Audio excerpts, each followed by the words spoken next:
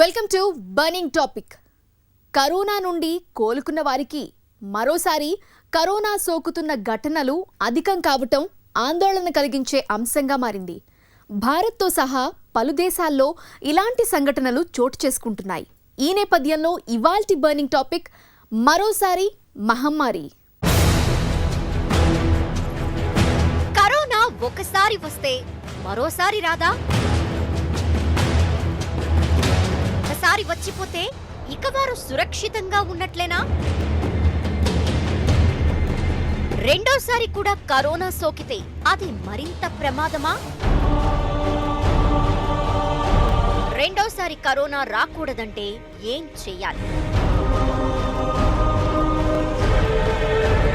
మహమ్మారి మరోసారి. కరోనా ఒకసారి సోకటమే ఓ భయంకర అనుభవం. అలాంటిది రెండవసారి సోకితే ఊహించుకోవటానికే అది భయమేస్తోంది.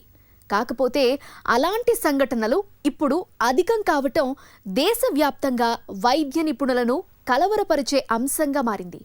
ఇలా రెండవసారి కరోనా సోకిన వారిలో వ్యాధి లక్షణాల తీవ్రత కూడా అధికంగానే ఉంటోందని నిపుణులు అంటున్నారు.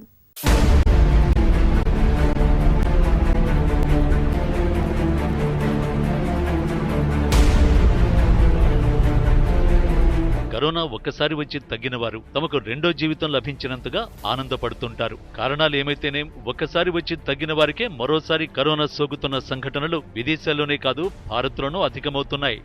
ఒక్కసారి కరోనా వచ్చి పోయినా మరొకసారి కరోనా తిరగదూడడం అనేది బాడీలో యాంటీబాడీస్ నశించిన టీ సెల్స్ లేకపోయినా మళ్ళీ corona infection COVID-19 SARS-2 virus enter అయ్యే అవకాశం ఉంది. ముఖ్యంగా ఒకసారి కరోనా వచ్చినప్పుడు యాంటీబాడీస్ 45 నుంచి 90 రోజుల వరకు బాడీలో ఉంటాయి. ఆ తర్వాత వాటంతట అవి నాశనం అవుతాయి. కానీ టీ సెల్స్ మన బాడీలో ఉండి ఈ వైరస్ను గుర్తించి మళ్ళీ యాంటీబాడీస్ను ప్రొడ్యూస్ చేయడమే టీ సెల్స్ యొక్క కార్యక్రమం. కానీ కొంతమందిలో టీ సెల్స్ లేకున్నా యాంటీబాడీస్ లేకున్నా మళ్ళీ రీఇన్ఫెక్షన్ ఏదైతే కోవిడ్ మేనరిజమ్స్ జాగ్రత్తగా పాటించక రీఇన్ఫెక్షన్ అయితే వారికి తిరగదోడే అవకాశం ఉంటుంది.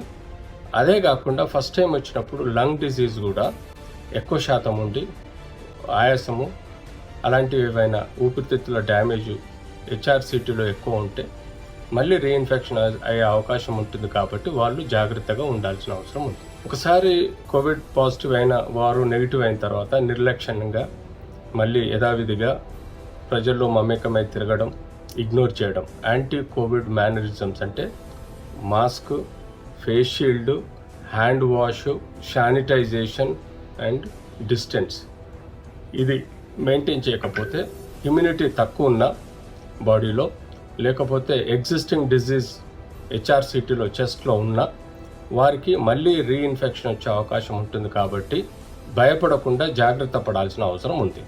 ఒక్కసారి వచ్చి తగ్గిన తర్వాత కొంతమంది మరింత ధైర్యంగా నిర్లక్ష్యంగా వ్యవహరిస్తున్నారు.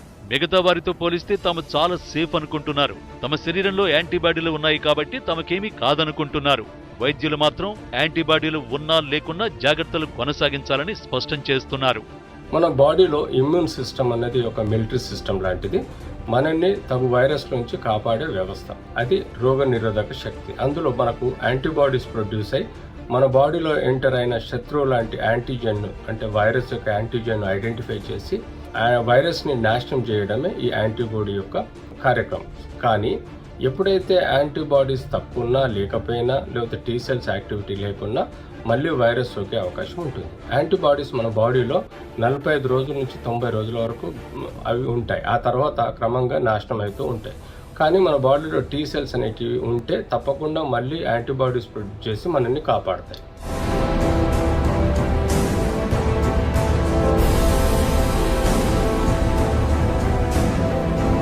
కరోనా ఒకసారి వచ్చి తగ్గిన తర్వాత మళ్లీ అది ఎవరికి రెండోసారి సోకుతుంది అనేది కూడా ప్రాధాన్యం సంతరించుకున్న అంశంగా మారింది. రెండోసారి కరోనా సోకితే వ్యాధి తీవ్రత తక్కువగానే ఉంటుందని మొదట్లో భావించారు. కానీ అది సరికాదని ఇప్పుడు వైద్య నిపుణులు హెచ్చరిస్తున్నారు. ఒకసారి వచ్చిన వాళ్ళకి ఇన్ఫెక్షన్ తగ్గకుండా మన ముక్కులో కానీ శ్వాసనాళంలో కానీ అట్లనే మిగిలిపోయి ఇన్ఫెక్షన్ కంటిన్యూ అవుతుందా, లేదు ఒకసారి వచ్చి పూర్తిగా తగ్గిపోయి వైరస్ స్ట్రెయిన్ ఏమన్నా కొత్త రకంది మళ్ళా శరీరంలో ఎంటర్ అవుతుందా, ఒకసారి వచ్చి తగ్గిన తర్వాత యాంటీబాడీస్ అసలు శరీరంలో ఎన్ని రోజులు ఉంటున్నాయి, ఎన్ని రోజుల్లో తిరిగి మనకు రీఇన్ఫెక్షన్ వస్తుంది అన్నదానికి చాలామందికి కూడా ఈరోజు అనేక రకాలైన సందేహాలు ఉన్నాయి. మనకు ప్రస్తుతం అవైలబుల్గా ఉన్న సైన్స్ జర్నల్స్లో ఏ విధంగా కూడా ఉంది అని అంటే యాంటీబాడీసు కేవలము దాదాపు 2 నెలల మటుకే మనకు శరీరంలో ఉంటున్నాయి.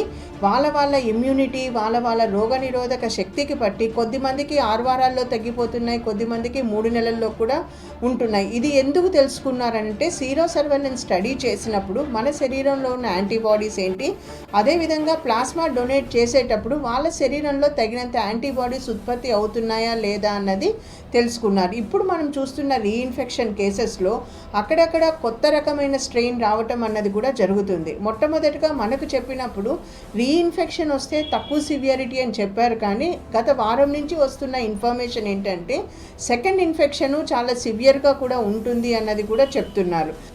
ట్రీట్మెంట్ అయ్యి క్యూర్ అయిన తర్వాత మళ్ళీ సెకండ్ టైం రాదు అనే అపోహలు చాలామందికి ఉన్నాయి, కానీ ఇది సెకండ్ టైం కూడా వచ్చే ఛాన్సెస్ ఉందండి. కరోనా అనేది వచ్చింది తగ్గిపోయింది మళ్ళీ మనకు రాదు అని ఒక నిర్లక్ష్య ధోరణితో మాస్క్ పెట్టుకోకుండా, అట్లే సామాజిక దూరం సోషల్ డిస్టెన్స్ కానీ ఫిజికల్ డిస్టెన్స్ కానీ ఫాలో కాకుండా, శానిటైజ్ చేసుకోకుండా విడిగా మన ఇష్టానుసారంగా తిరగడం స్టార్ట్ చేస్తే మళ్ళీ సెకండ్ టైం కూడా అటాక్ అయ్యే ఛాన్సెస్ ఉంటుందండి.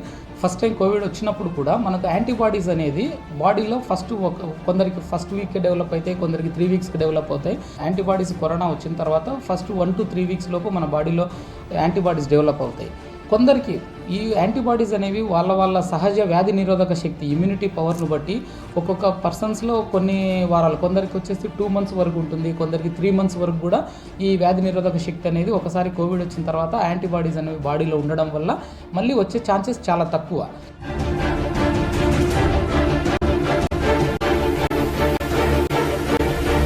దేశవ్యాప్తంగా అన్లాక్ దాదాపు పూర్తయింది. ఈ నేపథ్యంలో ఎవరు మరింత జాగ్రత్తగా ఉండాలన్న అంశం కూడా తెరపైకి వస్తోంది. ఇప్పుడు చిన్నపిల్లలు, వృద్ధులు, రోగనిరోధక శక్తి తక్కువగా ఉన్నవారు మరింత జాగ్రత్తగా ఉండాలని వైద్య నిపుణులు సూచిస్తున్నారు. చిన్నపిల్లలు జాగ్రత్తగా ఉండాలి. 60 years అబోవ్ ఉన్నటువంటి పెద్దలు, మధ్య వయసులో అయినప్పటికీ కూడా comorbidity conditions, sugar, BP, asthmatic conditions ఉండి, థైరాయిడ్ ప్రాబ్లమ్స్ ఉండి, ఒబేసిటీ ప్రాబ్లమ్స్ ఉన్నవాళ్ళు చాలా జాగ్రత్తగా ఉండాలి. ఈ జాగ్రత్తలన్నీ మనం పాటించుకుంటూ, ఫిజికల్ డిస్టెన్స్ పాటించుకుంటూ, మన జాగ్రత్తలు మాస్క్ తీసుకుని జాగ్రత్తగా ఉండి మన ఆరోగ్యం గురించి మనం జాగ్రత్త తీసుకుంటే చాలా మంచిది. ఒకసారి కోవిడ్ అనేది ఒకసారి వచ్చిన తర్వాత రెండోసారి రాదు అని చెప్పేసి ఒక మొండి వైఖరిలో వెళ్తున్నారు. యూజువల్గా మా దగ్గరకు వచ్చే పేషెంట్స్ కూడా మేము అవేర్నెస్ క్రియేట్ చేస్తున్నాం. సో ఇంకా కోవిడ్ అనే కొత్త కేసులు రావడానికి అవకాశం ఉంటుంది, మీరు కొంచెం జాగ్రత్తగా సోషల్ డిస్టెన్స్లు కానీ మాస్క్లు కానీ కంటిన్యూస్గా వాడండి అని చెప్పేసి.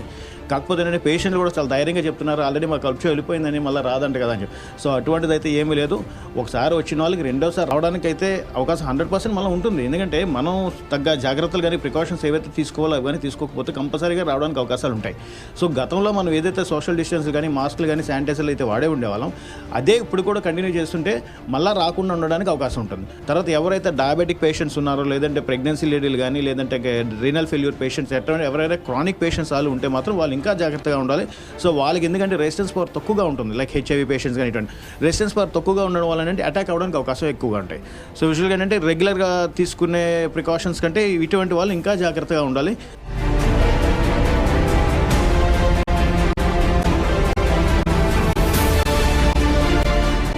దేశంలో కరోనా వైరస్ ఇప్పటికే పీక్ స్టేజ్కు చేరుకుని తగ్గుముఖం పడుతోందని అధికార వర్గాలు అంటున్నాయి.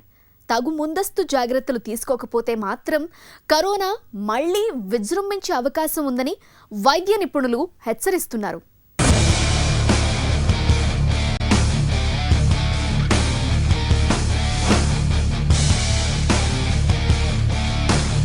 దేశంలో ఇప్పుడంతా కూడా కరోనా వైరస్ తగ్గుముఖం పట్టింది. ఇక తమకేం కాదన్న ధీమాతో ఉంటున్నారు. ఇది సరైంది కాదని వైద్య నిపుణులు అంటున్నారు. మరోవైపున రాబోయే చలికాలంలో వివిధ వ్యాధులు సోకి వాటితో పాటు కరోనా వచ్చే అవకాశం కూడా ఉందని హెచ్చరిస్తున్నారు. ఓవరాల్గా ఎనీ వైరస్ సోకినప్పుడు, వ్యాప్తి చెందినప్పుడు, అది ఎండమిక్ కాదు, పాండమిక్ కానీ ఏదైనా కానీ ఒక స్టేజ్ వరకు ఆ ప్రజల్లో వైడ్ స్ప్రెడ్గా డెవలప్ అయ్యి ఒక పీక్ స్టేజ్, అంటే మన దేశంలో భారతదేశంలో 110,000 వరకు ఒక 10 రోజుల క్రితం పీక్ స్టేజ్కు రీచ్ అయింది. ఆ తర్వాత మనకు 90,000, 70,000, 60,000 వరకు తగ్గడం జరిగింది. సో నో డౌట్ ఈ పీక్ స్టేజ్ తగ్గుతూ జీరోకు కూడా వచ్చే అవకాశం ఉంటుంది. కానీ ఈ పీక్ స్టేజ్ నుంచి జీరోకి వస్తే సెకండ్ వేవ్ మళ్ళీ ప్రబలితే ఈ చలికాలంలో మనకు మలేరియా, డెంగ్యూ లాంటి వ్యాధులు సోకే అవకాశం ఉంటుంది. ఈ మలేరియా, డెంగ్యూ లాంటి వ్యాధులు ఈ చలికాలంలో సోకితే సిండమిక్ డిజీజ్గా ఇటు కోవిడ్, అటు మలేరియా కానీ, డెంగ్యూ కానీ, ఈవెన్ సమ్టైమ్స్ ట్యూబర్క్లోసిస్ కానీ, ఈవెన్ సమ్టైమ్స్ హెచ్ఐవి ఇన్ఫెక్షన్స్ కానీ, స్వైన్ ఫ్లూ ఇన్ఫెక్షన్స్ కానీ, న్యూమోనియా ఇన్ఫెక్షన్స్ కూడా మనకి ఈ చలికాలంలో సోకే అవకాశం ఉంటుంది. కాబట్టి మనం జాగ్రత్తలు ఆరోగ్యమే మహాభాగ్యంగా భావిస్తూ మనం మన స్వీయ నియంత్రణ, జాగ్రత్తలు, care, self respect, self care తీసుకుంటే ఏ వ్యాధి నుంచైనా మనం జీవితాంతం కాపాడుకోగలుగుతాం. అందరూ ఏమంటున్నారంటే రాబోయే కాలం చలికాలం కాబట్టి ఈ చలికాలంలో మళ్ళీ తిరిగి కరోనా వైరస్ వచ్చి ఎక్కువయ్యే అవకాశం ఉందంటే సాధారణంగా ఒకసారి మనం తగ్గుముఖం పట్టిన తర్వాత అన్ని దేశాలు ఇప్పటివరకు చూసిన స్ట్రాటజీ ప్రకారం అయితే ఒకసారి తగ్గుముఖం పట్టిన తర్వాత అన్నీ తగ్గిపోతున్నాయి. సెకండ్ ఎపిసోడ్ వచ్చేటువంటి పరిస్థితులు ఎప్పుడు కలుగుతాయి అంటే మనం ఈ చలికాలం వచ్చినప్పుడు మనం జాగ్రత్తలు తీసుకోకపోవటం, చలికాలంలో కొంచెం శ్వాసకోశ సమస్యలు ఉన్న వాళ్ళు కొంచెం జాగ్రత్త తీసుకోకపోవటం. ఎందుకంటే వైరస్ ఎంట్రీ అవ్వడానికి చాలా ఈజీ మార్గం ఉంటుంది అన్నమాట. ఆ చలికాలంలో కొంచెం వేడి కోసం స్మోకింగ్ ఎక్కువ చేసే వాళ్ళలోనూ కొంచెం రిస్క్ ఫ్యాక్టర్స్ ఎక్కువ ఉంటాయి. కాబట్టి ఈ స్మోకింగ్ ఈ చలికాలంలో తగ్గించుకొని మనం జాగ్రత్తగా ఉండి మాస్క్ వాడి ఫిజికల్ డిస్టెన్స్ పాటిస్తే చలికాలంలో కూడా మనం కరోనా వైరస్ ఇంకా తగ్గుముఖం పెట్టే అవకాశం మనకు ఉంటుంది. ఈ సెప్టెంబర్, అక్టోబర్, ఈ నవంబర్ మాసాల్లో ఏంటంటే ప్రతిసారి అంటే ఈ సంవత్సరమే కాదు ప్రతి సంవత్సరం మిక్స్డ్ ఇన్ఫెక్షన్స్ అంటాం. అంటే 2-3 రకాల వ్యాధులు అంటే మనకి డెంగ్యూ జ్వరము, మలేరియా జ్వరము, టైఫాయిడ్ జ్వరము అన్నీ కలిపి ఒకేసారి రావచ్చు అన్నమాట. అలాగే స్క్రబ్ టైఫస్ అని, లెప్టోస్పైరస్ అని రకరకాల వ్యాధులు కలిపి 2-3 రకాల ఇన్ఫెక్షన్ కలిపి ఒకేసారి రావడం చూస్తాము. అది అంటే ఇవాళ కొత్తగా చూస్తుందేం కాదు. ప్రతి సంవత్సరం పోయిన సంవత్సరం గత ఏడాది కానీ అంతకుముందు ఏడాది కానీ మనం మలేరియా జ్వరం, డెంగ్యూ జ్వరం కలిపి రావటం కానీ లేకపోతే న్యూమోనియా విత్ మలేరియా జ్వరం కలిపి రావటం కానీ మనం చూస్తూ ఉంటాం. అలాగే ఇప్పుడు కూడా ఏంటంటే కరోనా ఇన్ఫెక్షన్ వచ్చినా కరోనా ఇన్ఫెక్షన్తో పాటు వేరే ఇన్ఫెక్షన్, వేరే వైరస్ ఇన్ఫెక్షన్ కానీ మలేరియా జ్వరం కానీ కలిపి రావచ్చు. ఏదొచ్చినా కూడా మనం లక్షణాలు బట్టి మనం పరీక్షలు చేసుకుని దాని తగ్గట్టు మనం వైద్యం చేసుకోవాల్సి ఉంటుంది.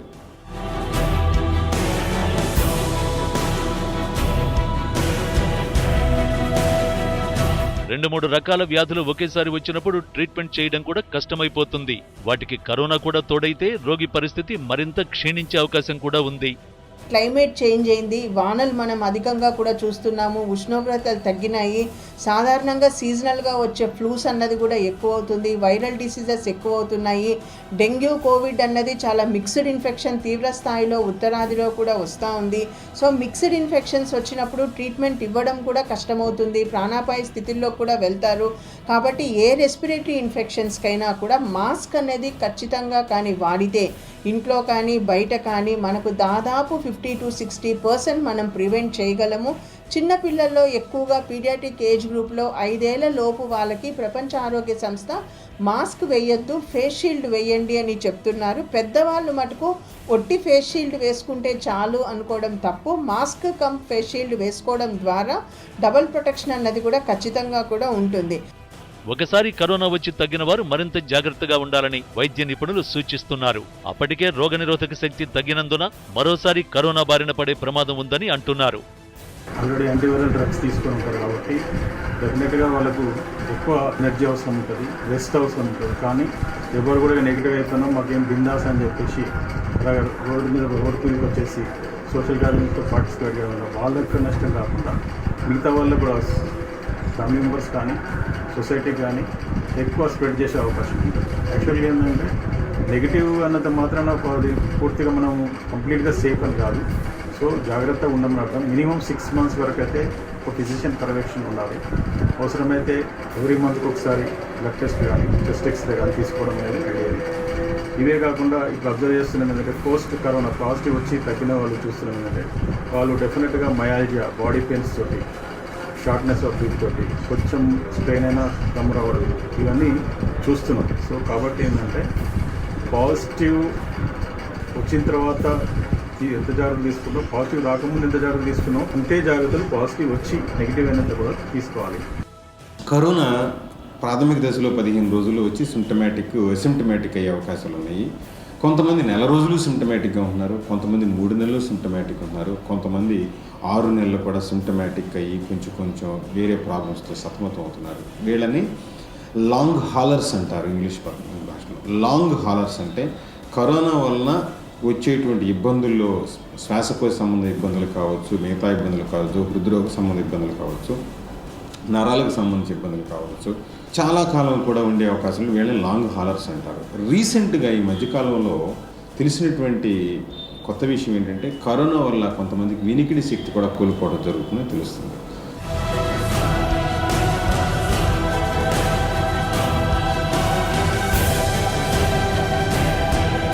పలు యూరప్ దేశాల్లో ఇప్పటికే కరోనా సెకండ్ వేవ్ మొదలైంది. ప్రజల నిర్లక్ష్యమే ఇందుకు ప్రధాన కారణమని వైద్యులు అంటున్నారు. ఒకసారి కరోనా బారిన పడి కోలుకున్నవారు మరోసారి కూడా ఈ వైరస్ కు గురవుతున్నారు. దేశంలో సైతం ఇదే పరిస్థితి రావచ్చని నిపుణులు హెచ్చరిస్తున్నారు. ప్రప్రథమంగా సెకండ్ వేవ్ వైరస్ సోకడం అన్నది మనం యూకేలో, లండన్లో చూస్తున్నామండి. అక్కడ మధ్యకాలంలో నిర్లక్ష్యం చేయడము, రెస్టారెంట్స్ ఓపెన్ చేయడం, జనరల్ సోషల్ యాక్టివిటీస్ పెరగడం, ఇట్లాంటి ఎన్నో కారణాల వల్ల లండన్లో తిరిగి వైరస్ సోకడం మొదలెట్టింది. దాన్ని సెకండ్ వేవ్గా భావించడం జరుగుతుంది. దేశంలో పలువురు హర్డ్ ఇమ్యూనిటీపై ఆశలు పెట్టుకున్నారు. తాజాగా ప్రపంచ ఆరోగ్య సంస్థ మాత్రం హర్డ్ ఇమ్యూనిటీ లాంటి ప్రయోగాలు సత్ఫలితాలనిచ్చే అవకాశం లేదని స్పష్టం చేసింది. హర్డ్ ఇమ్యూనిటీ ఎలా ఉన్నప్పటికీ తగు జాగ్రత్తలు తీసుకోవాలని సూచించింది. హర్డ్ ఇమ్యూనిటీ అంటే కమ్యూనిటీ ఇమ్యూనిటీ. ఎక్కువ శాతం మంది ఇన్ఫెక్ట్ అయినప్పుడు ఒక కమ్యూనిటీలో, అంటే 60% పైబడి ఇన్ఫెక్ట్ అయినప్పుడు వైరస్ ద్వారా వారికి తమంతట తాము సెల్ఫ్ ఇమ్యూనిటీ బాడీలో రోగనిరోధక శక్తి డెవలప్ అయ్యి అది స్ట్రెంగ్త్ అనే బూస్ట్ అయ్యి ఏదైనా వైరస్ మన బాడీలో ఆ కమ్యూనిటీలో ఎవరి బాడీలోనే ఎంటర్ అయితే ఈ యాంటీబాడీస్ ఇమ్యూనిటీ సిస్టమ్ ద్వారా ప్రొడ్యూస్ అయ్యే యాంటీబాడీ ద్వారా మనం కాపాడుకోవడమే హర్డ్ ఇమ్యూనిటీ.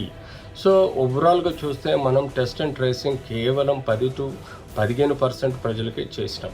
తప్పకుండా 100% టెస్ట్ చేసినప్పుడు మనకు 60-70% మందికి ఈ కరోనా పాజిటివ్ ఉండొచ్చు. ఎందుకంటే 70% ఏసిమ్టమాటిక్ ఉన్నారు, 30% సిమ్టమాటిక్ ఉన్నారు, 10% హాస్పిటలైజేషన్ అవుతున్నారు. కాబట్టి ఈ హర్డ్ ఇమ్యూనిటీ ఉందా లేదా మన ప్రజల మధ్యనే చెప్పుకోవడం చాలా కష్టం. అదే కొన్ని స్లమ్ ఏరియాస్, ముంబైలో కొన్ని స్లమ్ ఏరియాస్లలో ఎక్కువ శాతం వైరస్ ఎఫెక్ట్ అవటం వల్ల అక్కడ మనకు హర్డ్ ఇమ్యూనిటీ కనబడుతుంది. ఎవరికైతే క్యాన్సర్, ఇతర ఆరోగ్య సమస్యలు ఉంటాయో, asthma, COPD, diabetes, hyper tension, cardiac problems, ఇలాగ అనేక రకమైనటువంటి ఇమ్యూనిటీని, వ్యాధి నిరోధక శక్తి తక్కువ చేసేటువంటి ఆరోగ్య సమస్య ఉన్నటువంటి జబ్బులు ఉంటాయో వాళ్ళల్లో ఈ సమస్య బాగా పెరిగే అవకాశం ఉంది. రెండోసారి ఎక్కువ వచ్చేటువంటి అవకాశం ఉంటుంది, ప్రాణాంతం కూడా అయ్యే అవకాశం ఉంటుంది. కాబట్టి మంచి ఆహారం తీసుకోవటం, మంచి న్యూట్రిషనల్ వాల్యూ ఆహారం తీసుకోవటం, అంటే పోషక పదార్థమైనటువంటి ఆహారాలు, బాగా బలవంతమైన ఆహారం తీసుకోవటం. వర్షాల వల్ల కొంతమందికి డయేరియా, వాటర్ కంటామినేషన్ వల్ల డయేరియా వచ్చే అవకాశం ఉంటుంది. కోల్డ్, జలుబు, జనరల్ కోల్డ్, ఇన్ఫ్లుయెన్జా వైరస్ వల్ల వచ్చేటువంటి అవకాశం ఉంటుంది. దాని ద్వారా జ్వరాలు వచ్చే అవకాశం ఉంటుంది. మలేరియా, దోమల ద్వారా మలేరియా, డెంగ్యూ వచ్చే అవకాశం ఉంటుంది. వాటర్ కంటామినేషన్ అంటే వాటర్ పాడైపోవడం ద్వారా, వాటర్లో ఈ సాల్మొనెల్లా బ్యాక్టీరియా ఉండటం వల్ల, ఈ ఎషెరిషియా కోలై లాంటివి ఉండటం వల్ల టైఫాయిడ్ జ్వరం కానివ్వండి, యూరినరీ ట్రాక్ట్ ఇన్ఫెక్షన్స్ కానివ్వండి, ఇవన్నీ కూడా వచ్చి మన శరీరాన్ని అతలాకుతలం చేసి మన ఆరోగ్యాన్ని డ్యామేజ్ చేసేటువంటి అవకాశం ఉంటుంది. కాబట్టి ఈ యొక్క క్లైమేట్ తోటి మనం చాలా జాగ్రత్తగా ఉంటూ, వాతావరణంతో జాగ్రత్తగా ఉంటూ చేయాల్సిన ప్రికాషనరీ మెథడ్స్ ఏవైతే మొహానికి మాస్క్ ధరించడం కానివ్వండి, చేతులు శుభ్రంగా కడుక్కోవడం కానివ్వండి, ఫిజికల్ డిస్టాన్సింగ్ ఫాలో అవడం కానివ్వండి, ఇవన్నీ చేసుకోవడం ద్వారా మీ ఆరోగ్యాన్ని మీరు కాపాడుకోవచ్చు.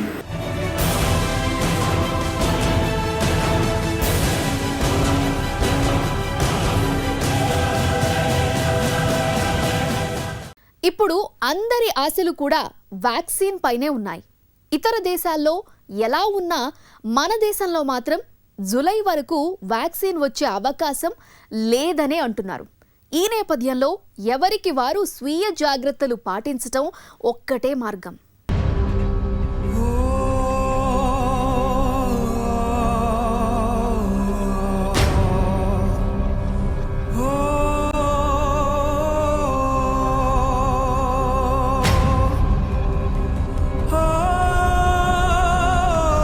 కరోనాకు వ్యాక్సిన్ వచ్చే అవకాశాలు కొత్త ఆశలు రేకెత్తిస్తున్నాయి. అదే సమయంలో ఆ వైరస్ రూపు మార్చుకుంటూ రకరకాలుగా మారడం మాత్రం ఆందోళన కలిగించేదిగా మారుతోంది. ఒక్కో రకం కరోనా వైరస్ కు ఒక్కో రకం టీకా తీసుకోవాలా అనే సందేహాలు కూడా కలుగుతున్నాయి. ఒకటో రకం రెండో రకం కరోనా వైరస్లు వచ్చేస్తే మనం ప్రస్తుతం రాబోతున్న వ్యాక్సిన్ 2021 జనవరి ఫిబ్రవరి వస్తుందనేటువంటి ఎక్స్పెక్టేషన్స్ మనకుంటే ఈ ఎక్స్పెక్టేషన్స్ని మనం మీట్ అవడానికి ఎక్స్పెక్టేషన్స్ మనం రీచ్ అవ్వడానికి అసలు ఈ ఒక వ్యాక్సిన్ చేసుకుంటే సరిపోతుందా, మళ్ళీ రెండోసారి వస్తే రెండో వ్యాక్సిన్ చేసుకున్నాను మనం అలా ఏమీ కాదు. వచ్చేటువంటి వ్యాక్సిన్ ఎలాంటి వ్యాక్సిన్ అంటే కనీసం 10 నుంచి 20 జెనెటిక్ వేరియంట్స్కి సరిపోయేటువంటి వ్యాక్సిన్ రాబోయేటువంటి వ్యాక్సిన్, ప్రయోగ దశలో ఉన్నటువంటి వ్యాక్సిన్, ఫేజ్ 3 ట్రయల్స్లో ఉన్న వ్యాక్సిన్స్. జెనెటిక్ వెరైటీస్ ఒక 10 రకాల నుంచి 15-20 రకాల జెనెటిక్ వెరైటీస్ మారినా కానీ దాన్ని తట్టుకోగల కెపాసిటీ ఉన్న వ్యాక్సిన్స్ రాబోతుంది. కాబట్టి కంగారు పడాల్సిన అవసరం లేదు, మనం ఒక వ్యాక్సిన్ చేయించుకుంటే సరిపోతుంది.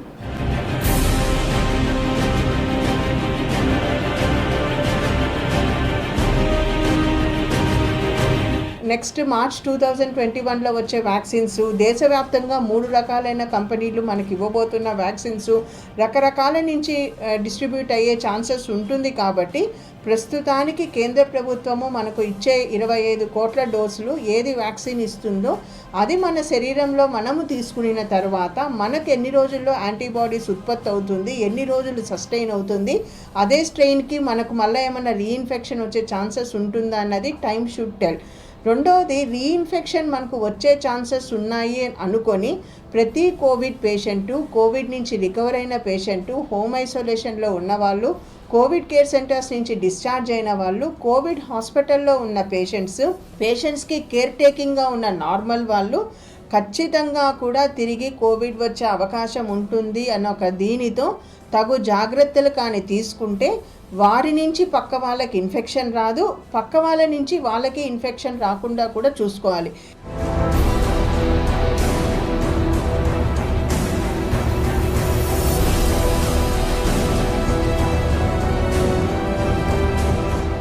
ఒకసారి కరోనా వచ్చి తగ్గిన వారికి మరోసారి కరోనా రాదనే గ్యారెంటీ ఏమీ లేదు.